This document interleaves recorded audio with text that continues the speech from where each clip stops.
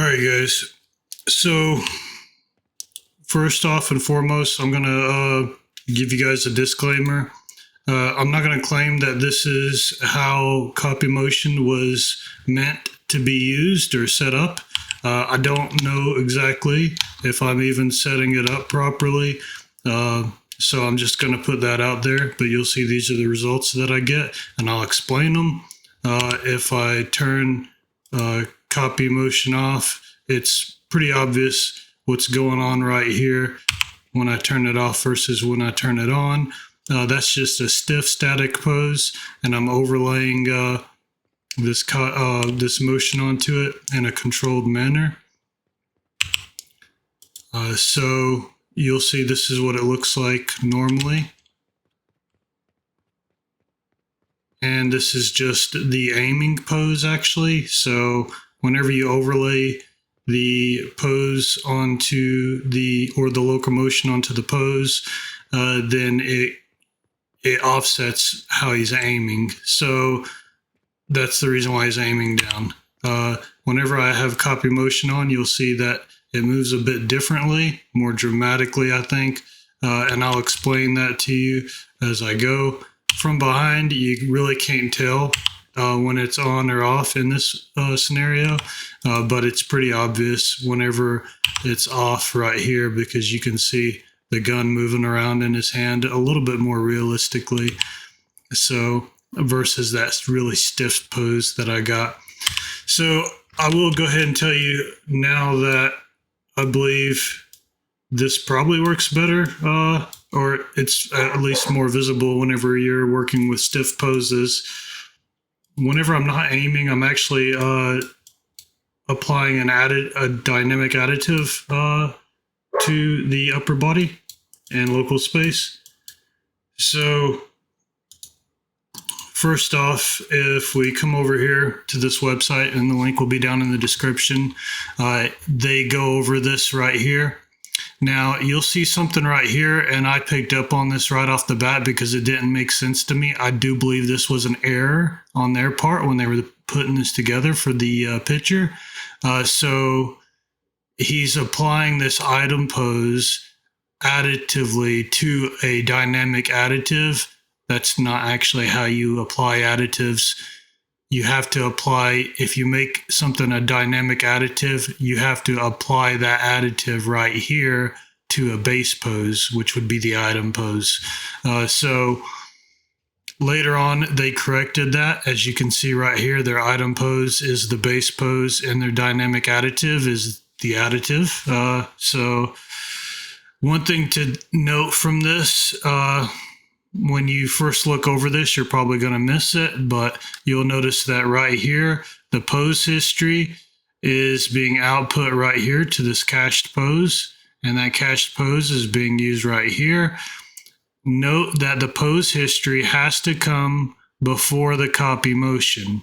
That kind of makes things a little bit more confusing, especially whenever you're working with the game animation sample project, because in the game animation sample project, the pose history comes after the offset root bone, which preferably should be at the end.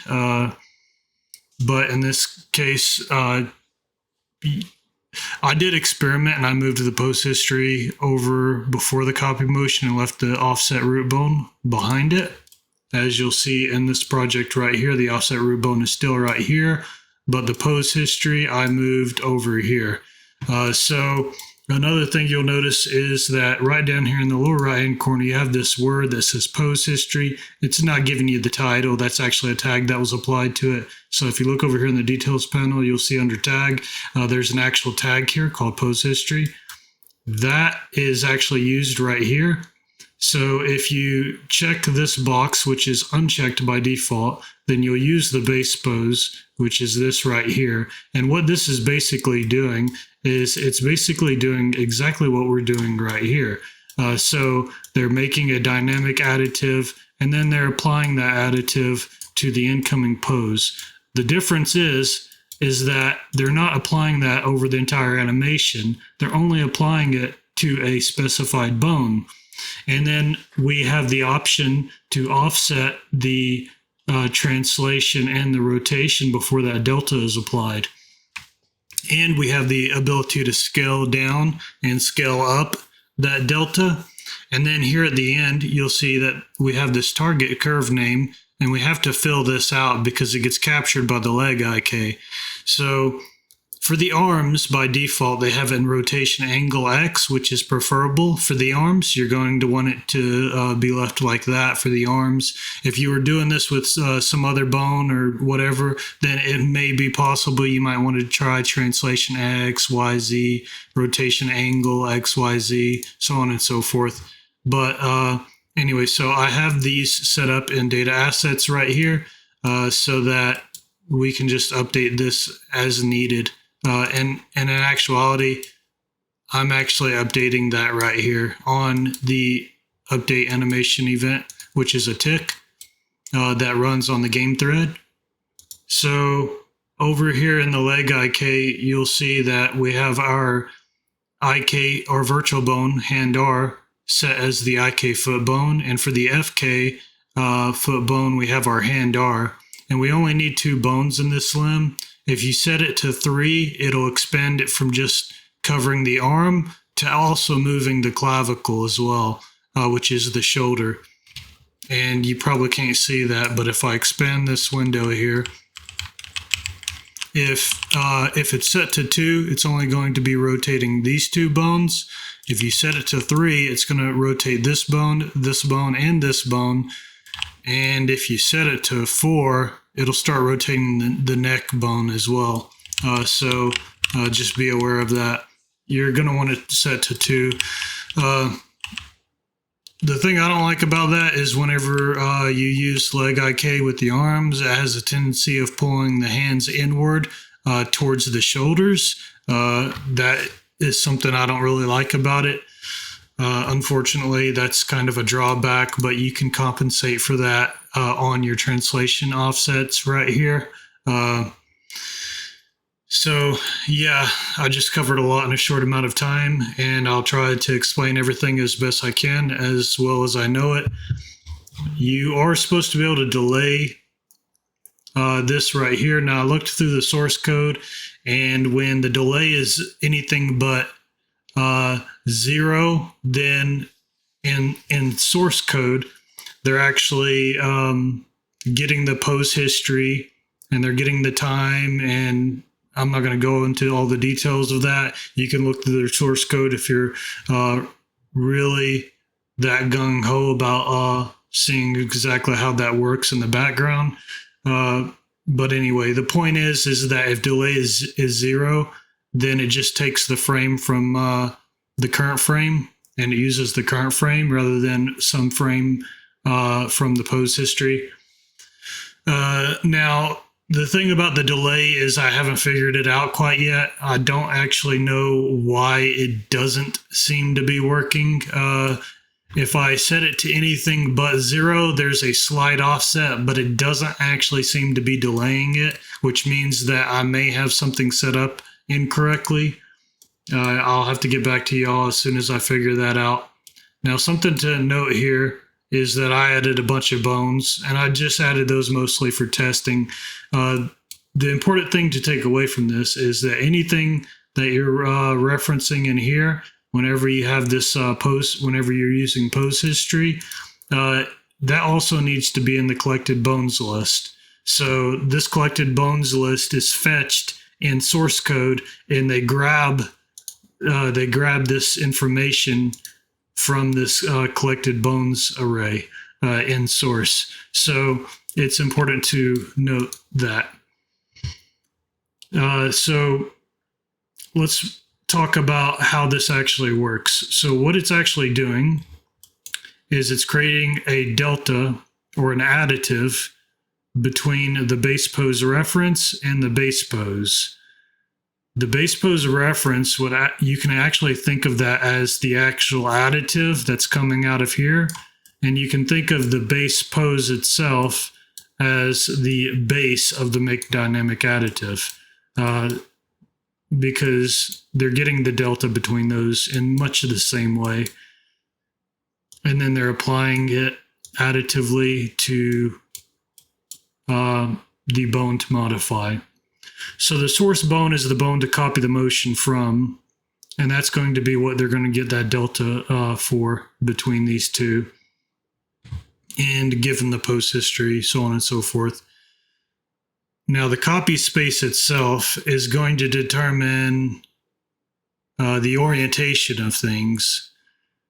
So if you don't set a bone space to copy this from, then it'll be copied in component space.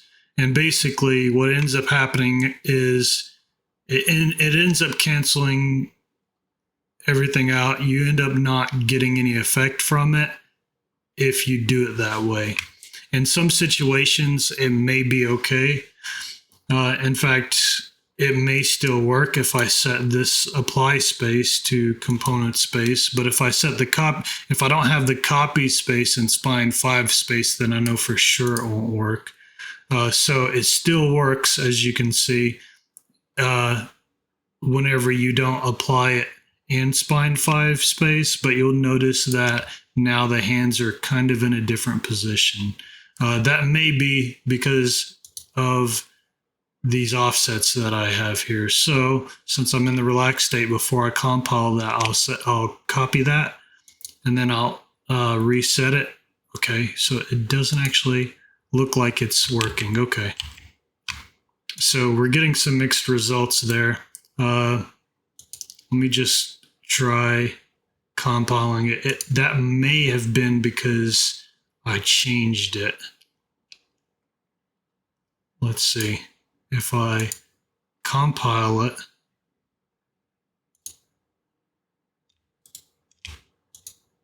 Okay, no, it's still not working. Yeah, so see, you'll see it's not doing anything here. So yeah, I didn't expect it would. So normally, whenever you're working with the hands, you're probably going to want it to be in spine 5 space. And if you don't have 5 spine bones, then it would be like the 3rd spine bone, whichever is the top spine bone, whichever spine bone is at the very top. So if you're not you can use this without motion matching, guys.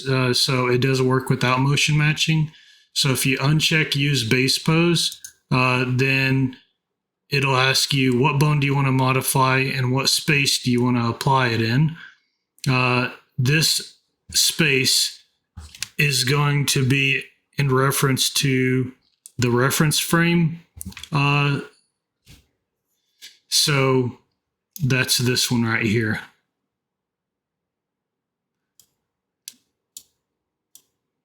I'll explain this part of it later and why we do this.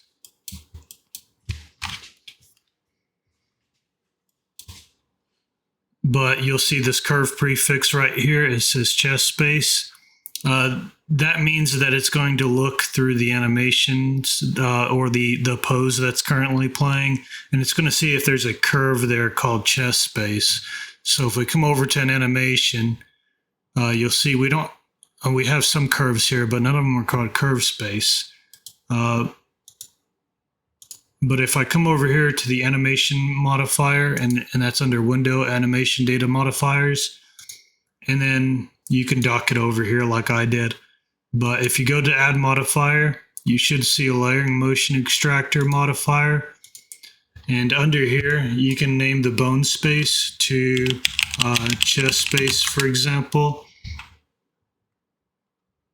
And then you can change some other stuff. You can apply a filter, some mathematical crap here, normalize it, so on and so forth. Your sample rate, absolute value, yada yada. So anyway, you can just go over here and apply it. And it says invalid reference bone index, bone name, chest space. Bone name.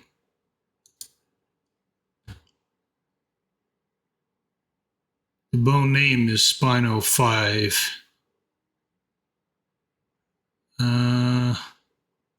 Yeah, okay. So that was the first time I tried to apply that, guys. So I don't know exactly what's going on here. Maybe I am not supposed to do that.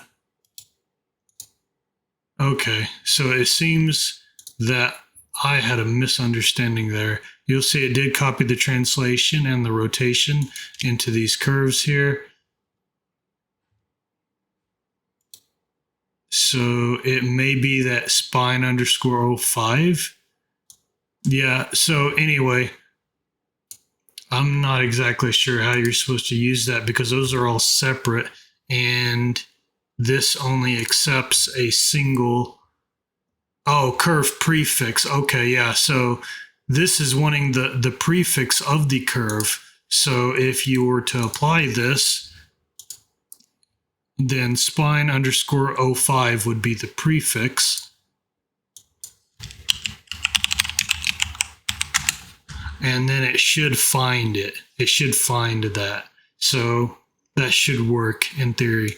It would grab all these curves that are prefixed with spine underscore 05. So that's how you would probably use it outside of motion matching. But inside of motion matching, we have this pose history here, which will track all these bones. And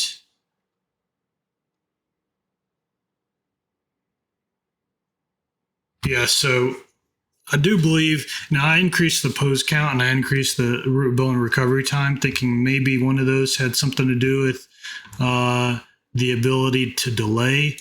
The thing is that the delay will not be able to delay it any more than what is actually being tracked from my understanding. That's what I'm assuming anyway. And that may be why it's not delaying. Yeah, I'm just not exactly sure on that part of it, guys. I'll have to get back to you. Maybe somebody will figure this out and drop it down in the comments. That would be nice if one of you guys figure it out. I'm passing the torch of this on to you guys. I'm going to have this project will be down in the description if you want to download it. I assume that most people will. So I'm just going to re-enable this right here. And now we're using the base pose. And so when you're not using the base pose, those deltas are taken not between the base pose reference and the base pose, but instead the delta is going to be taken between the base pose reference and whatever curves it's picking up. So that's how it'll calculate the delta if this is unchecked. But either way, it's basically the same concept. You can think of it as making a dynamic additive and applying it onto a specific bone with the option to offset the translation before the translation delta, before applying the translation delta. And then you can scale it too. And so I'll demonstrate that here in a minute. Let's see. So the pivot is in local space to use when applying the rotation. Any non-zero value will cause the target bone to rotate around the pivot, effectively introducing additional translation. So it's going to, wherever that pivot is, it's going to rotate it around that pivot. And that pivot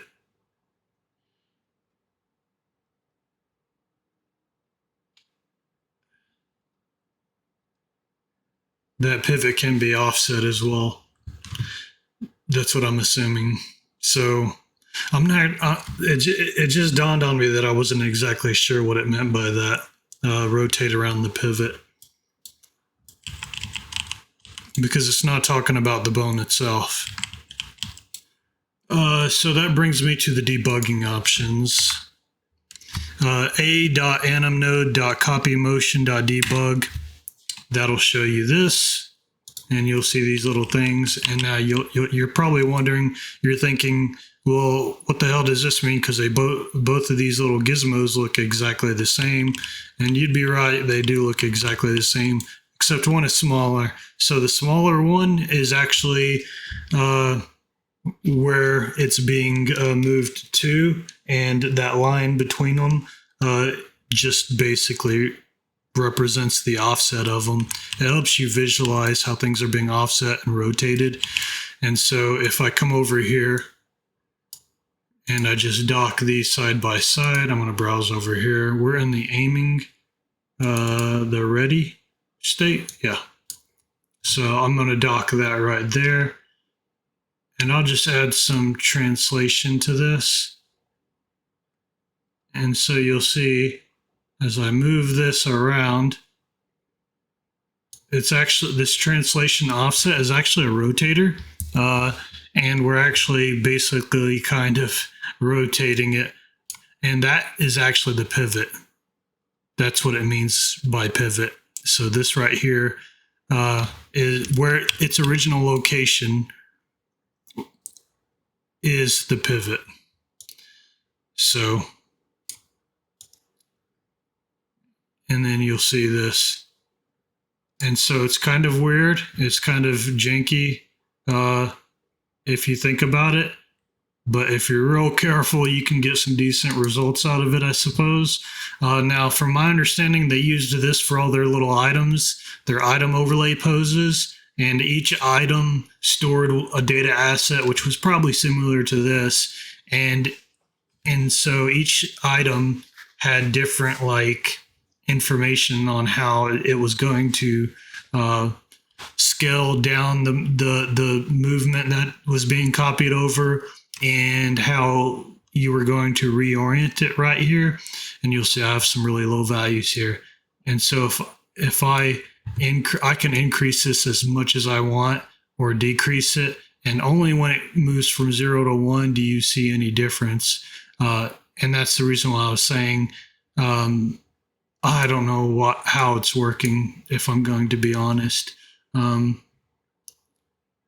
it seems to be important for that motion. So if I just set it to 0, let's see if it's still. So I'll turn it off and I'll turn it up. Yeah. So you see his hands are not moving. And if I just turn it up just a little bit, now you'll see they're moving. So yeah, it's kind of weird. So the delay has to be some non-zero value greater than 0. It has to be some value greater than 0, or it simply will not work. It doesn't matter if it's 0 or -0. It just doesn't seem to work, as you can see. But as long as it's greater than 0, it seems to work. I don't know why. I think that's a little weird. I'll look into that, guys. The project will be down in the description. Now, the target curve scale right here. So what the target curve scale does, let me come back in here and I'll show you.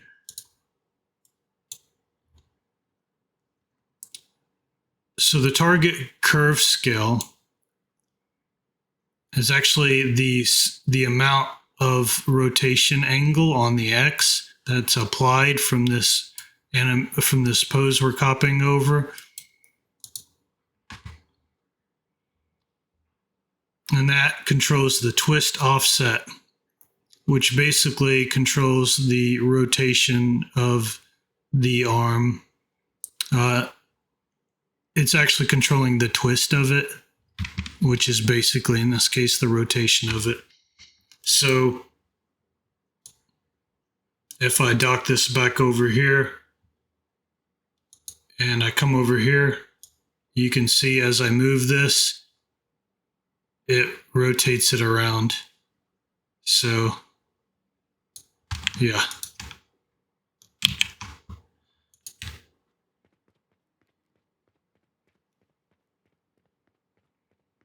So that actually ended up turning out pretty good on the arms. I was actually quite surprised because I've been trying to get it to do that, guys, for like 2 or 3 days. And now suddenly it's just working after I set it up in this data asset. So that entire time I was changing these values by hand.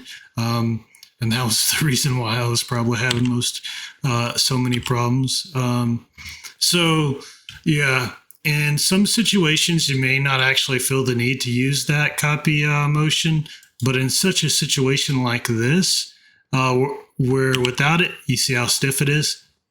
In such a situation like that, it is actually pretty useful. And it adds a lot of dynamic motion back to the hand. And this is a two-handed weapon too. So, yeah, I'm just kind of scaling these values a little bit differently here.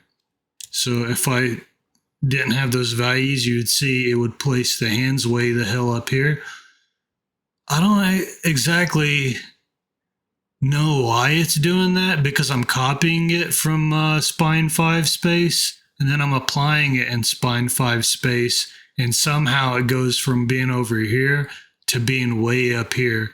And it probably goes back to that concept of, because I haven't really given that much thought, but the concept of this basically being a dynamic additive. So that's something I'll have to kind of like brainstorm about to try to wrap my head around, because additives can be pretty confusing and it's not something I can just like think up of on the fly, but I'm assuming that it has something to do with that. So the in pose has his hands down here by his side, but the idle pose, and we can actually, so this is the in pose. So if I enable that, that's the in pose. And I enable that, that's the current L pose. His arms are right here. And so basically, I'll tell you what's happening, actually, since this is an additive. It's getting the difference between this and it's getting that in chest space and applying that in chest space, which in turn gives us this. Since it goes from here to here, we're going to start here and we're going to go to here. We're going to go from here to here the same amount as we went from here to here. You see? So I do believe that's the reason why. It only just now dawned on me that that was the case. So let's go back and we'll say, okay, the base pose. Yeah, I mean, that's exactly how it works with an additive animation, guys. So like I said, it is treated like an additive. So maybe, and it's copying the motion of this, because if you look, okay, so it's kind of, let me do slow-mo. So if you look, the red one, there's a lot of motion and there on the red one.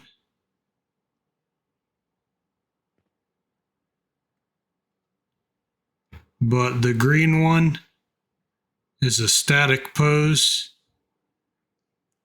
And what's happening is the amount that the red hand is going back and forth in relation to the green. That is what is being added back to the hands in this case. And the distance as well between the hands from the spine. So that basically breaks that down, which means that, and you'll see how much his hands go back whenever he stops, and that's because this right here left and went forward, but this other one stayed here. So that's an unfortunate side effect of that.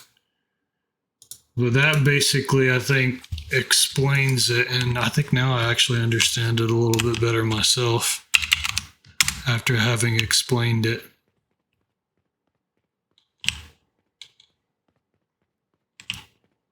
And so you'll see it does clip in just a little bit. but not too bad. So anyway, I know it's confusing. That's why I really didn't want to do a video on it, because I was actually pretty confused, but actually I'm glad that I did do the video because I believe I understand it a bit better now. And setting this up was fun because it makes it easier to test and experiment with the values. That's what I love about data assets. If you're unfamiliar with that other project that I did, the animation system that I set up, I used data assets like crazy in that one. So I've really grown to like data assets. Anyway, guys, let's see. Let me make sure. Oh, I never explained this. Well, okay, so what I'm doing here is I'm just layering this M4 pose. Oh, one second, let me. So I'm just layering this static M4 pose onto the motion matching pose, which is coming out of this motion matching. It's going through the lean, and then it's doing the pose history. Yeah, so I'm layering that M4 pose onto the motion matching from the spine up, and I'm doing it in mesh space rotation blend. The reason why I'm using mesh space rotation blend is because it makes it respect this more.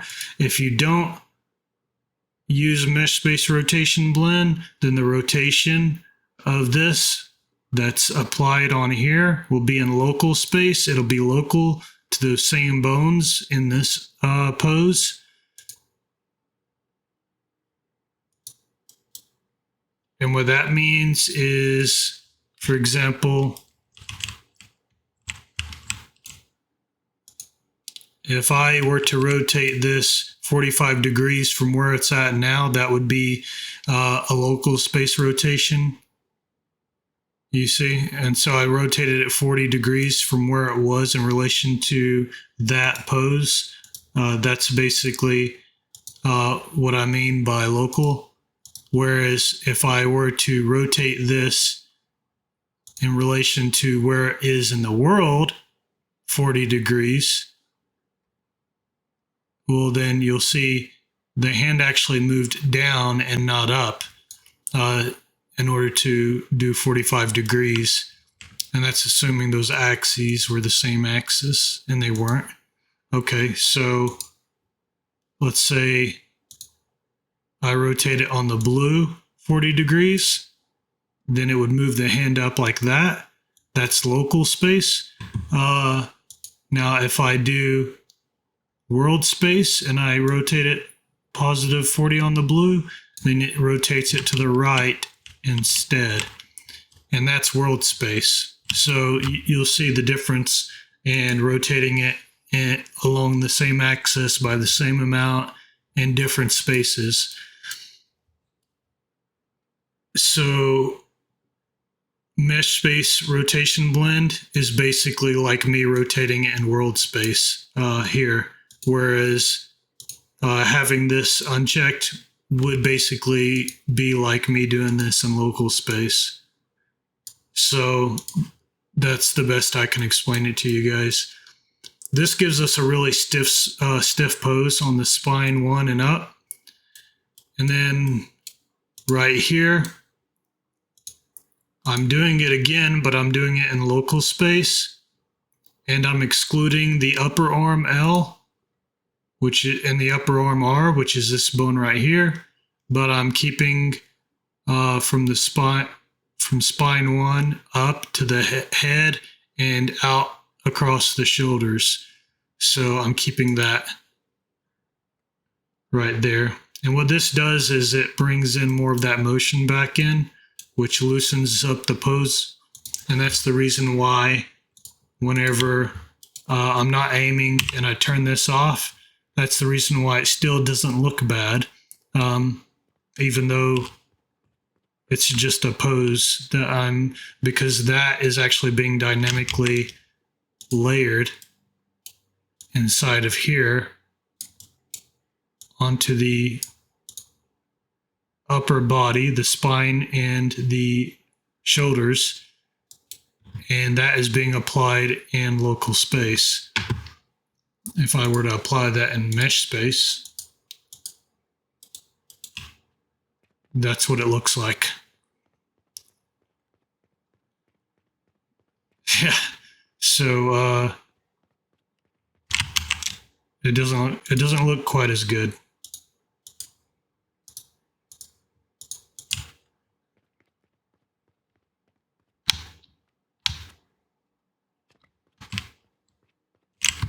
So let's see.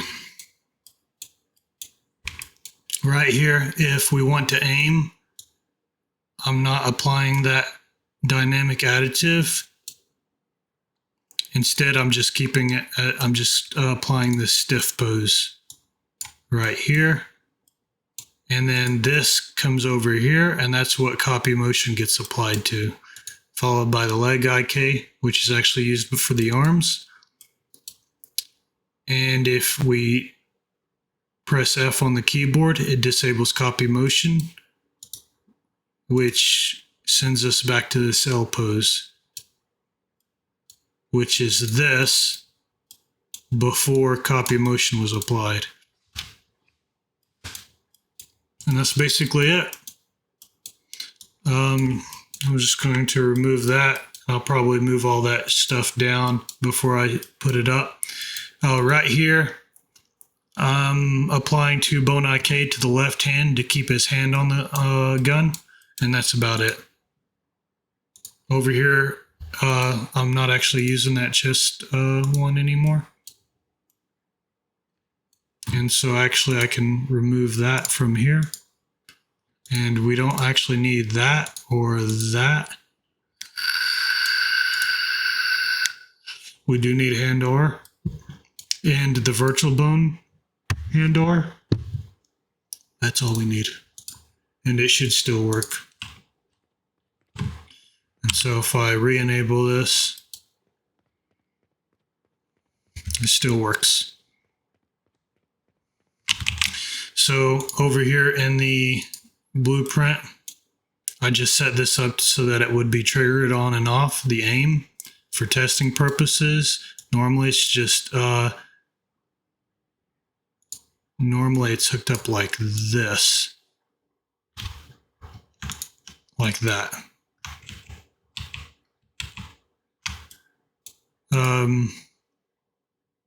This right here is just loading in this data asset, and that is under the CM data folder.